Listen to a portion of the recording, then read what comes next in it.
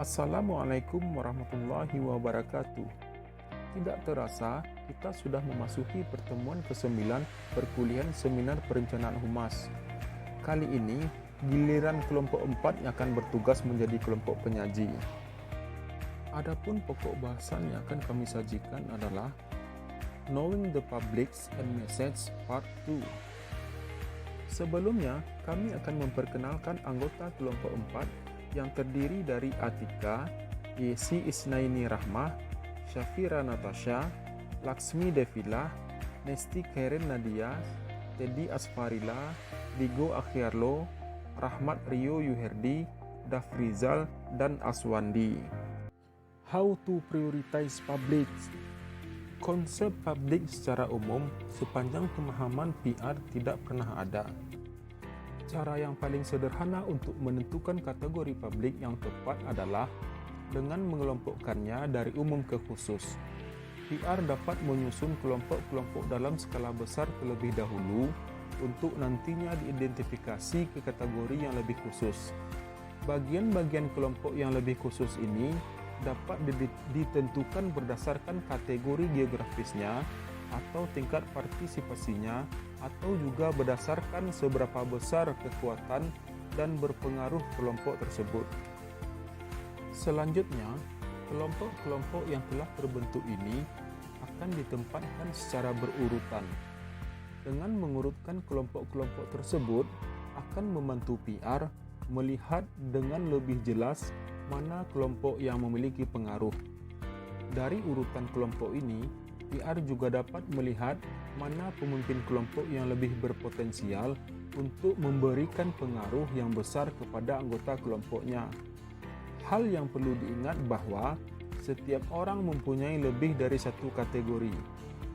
Maka dari itu, PR perlu berhati-hati dalam menempatkan publik tersebut agar pesan yang disampaikan tidak melenceng dari yang semestinya. What shall we say?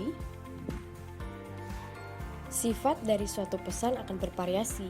Hal demikian tergantung dari sifat masing-masing kampanye yang akan diselenggarakan.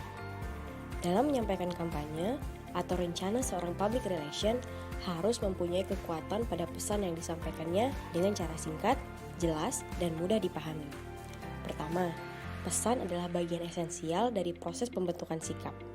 Jika suatu publik dapat mereview kembali pesan yang diterima, ini merupakan pesan tersebut sudah diterima dan pesan sudah dicerna dan telah digunakan. Kedua, pesan menunjukkan suatu komunikasi yang efektif. Mengapa demikian? Karena pesan adalah bagian yang esensial dari proses evaluasi. Merancang konten dari sebuah program atau kampanye, suatu bisnis yang kompleks bagi praktisi public relation. Terdapat 3 jenis program atau kampanye yang utama. 1. Kampanye informasi. Pada kampanye ini, berusaha untuk mengirimkan suatu informasi dan bukan tentang percakapan persoalan usia. Kedua, kampanye persuasi. Pada kampanye ini diutamakan adanya pesan yang membujuk atau mempengaruhi publik untuk melihat berdasarkan suatu pandangan tertentu, mempengaruhi sikap atau perilaku. Yang ketiga, kampanye berbasis dialog.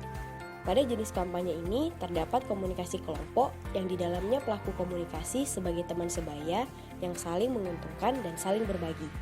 Dialog yang akan dilakukan dengan baik dan jelas membutuhkan saluran komunikasi yang terbuka dan secara dua arah. Constructing the content atau membangun konten. Setelah memutuskan seperti apa sifat interaksi itu, konten kemudian harus dikembangkan. Secara umum diterima bahwa komunikasi terdiri dari konten rasional dan emosional. Konten rasional. Penggunaan argumen rasional untuk membujuk sudah ada sejak zaman Yunani. Para ahli retorika menggunakan logika dan alasan untuk menanamkan argumen mereka dengan kekuatan.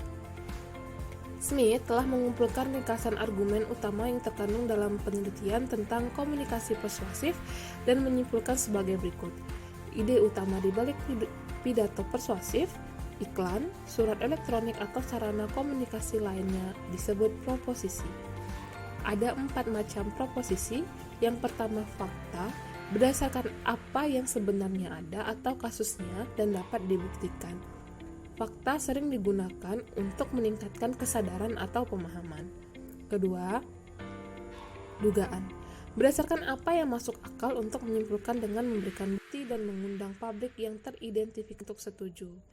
Yang nilai.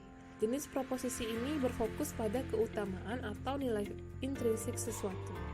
Yang keempat, kebijakan. Berargumen untuk mengadopsi kebijakan baru dan ditujukan untuk membentuk opini dan mempengaruhi perilaku. Proposisi didukung oleh argumen dan bukti yang kuat jika memungkinkan.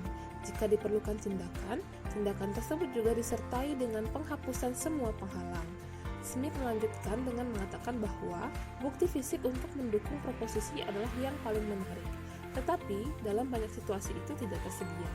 Ada jenis bukti lain yang dapat digunakan jika tidak mungkin memberikan bukti fisik. Sebagai contoh, 1. Analogi, menggunakan situasi dan ilustrasi yang sudah dikenal untuk menarik kesejajaran sehingga pemahaman difasilitasi. Yang kedua, perbandingan. Dengan mengidentifikasi karakteristik atau nilai tertentu yang berkaitan dengan suatu masalah dan kemudian membuat asosiasi positif atau negatif dengan sesuatu yang familiar. Yang ketiga, statistik, untuk memberikan bukti yang dapat dipercaya bahwa klaim itu benar. Yang keempat, testimonial dan dukungan. Testimonial diberikan oleh orang-orang yang telah menggunakan layanan dan produk. Yang kelima, studi kasus, contoh rinci yang diberikan oleh pengguna layanan atau produk atau alasan yang telah didukung yang mendorong adopsi oleh orang lain.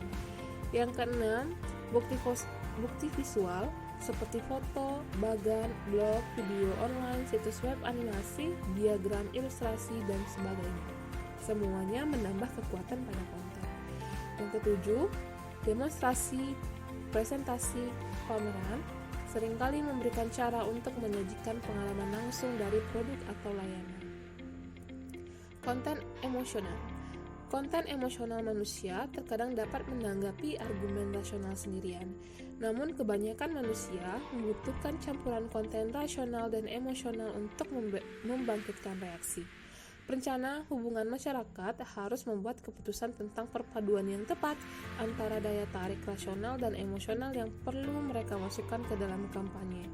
Kampanye tentang pengembalian formulir pajak kemungkinan besar akan lebih rasional, sedangkan kampanye tentang cincin pertunangan akan lebih emosional.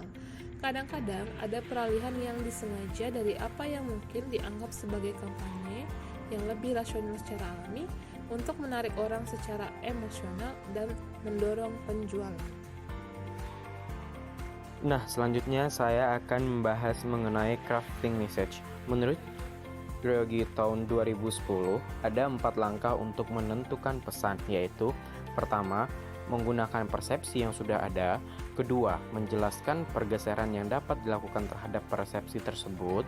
Ketiga, mengidentifikasi unsur-unsur persuasi. Yang keempat adalah memastikan bahwa pesan tersebut dapat dipercaya dan dapat disampaikan melalui PR. Dalam menentukan pesan harus dapat dipahami, tidak rumit, dan mudah ditangkap oleh masyarakat. Pesan harus mengandung topik dan bersifat lokal agar audien tertarik dengan informasi-informasi yang dekat dengan mereka. Pesan harus disusun dengan sedemikian rupa sehingga bisa menjawab pertanyaan audien nantinya. Tentunya, pesan-pesan yang telah disampaikan tidak boleh bertentangan dengan masyarakat. How the message should be present. Bagaimana pesan harus disajikan. Kualitas dari sebuah pesan sangat ditentukan oleh banyak hal. Hal yang dapat menentukan apakah sebuah pesan dapat menarik perhatian publik adalah sebagai berikut. Yang pertama adalah format pesan. Seorang praktisi public relation harus mengetahui bagaimana seharusnya bentuk pesan disajikan. Bentuk pesan yang disajikan harus sesuai dengan identitas organisasi atau institusi yang dipresentasikannya. Yang kedua adalah nuansa atau tone. Seorang praktisi PR harus pandai melihat situasi. Pesan yang disampaikan harus sesuai dengan situasi yang dihadapi. Misalnya, untuk menghadapi masyarakat yang sedang marah, praktisi PR yang baik harus pandai dalam mengendalikan situasi dan memilih kalimat yang tepat agar amarah masyarakat dapat segera mereda. Yang ketiga adalah konteks. Konteks dari pesan yang disampaikan juga harus sangat diperhatikan oleh seorang praktisi PR. Yang keempat adalah waktu. Pemilihan waktu untuk menyampaikan pesan atau produk sangat berpengaruh terhadap hasil yang ingin dicapai. Misalnya adalah perusahaan yang menjual minuman sirup lebih memilih untuk mengiklankan produknya ketika mendekati bulan Ramadan dan Hari Raya Idul Fitri. Yang kelima adalah pengulangan. Semakin sering sebuah pesan didengar oleh seseorang, maka pesan tersebut akan semakin dimengerti dan mudah dicerna oleh masyarakat. Misalnya, semakin sering masyarakat mendengar seruan untuk menerapkan protokol kesehatan 3M, maka pesan tersebut akan semakin dimengerti dan akan diterapkan oleh masyarakat dalam kehidupannya sehari-hari. Tetapi ada kalanya bahwa pesan yang terlalu sering diulang-ulang malah akan menimbulkan sebuah perasaan acuh dari pendengarnya. Untuk itu, praktisi PR harus bisa mengemas sebuah pesan dengan lebih menarik agar masyarakat tidak menjadi bosan dan acuh terhadap pesan yang disampaikan. Kegiatan penyampaian pesan dari PR harus memperhatikan bagaimana kondisi publik dan pesan yang akan disampaikan. Untuk itu, sebelum menetapkan rencana yang akan dilaksanakan, praktisi PR yang baik harus melakukan penelitian terlebih dahulu. Isi dari pesan yang disampaikan harus sesuai penelitian yang terukur dan bahasa yang digunakan juga harus tajam, jelas, dan terarah agar didapatkan hasil yang sesuai dengan keinginan. Demikianlah presentasi dari kelompok 4. Assalamualaikum warahmatullahi wabarakatuh.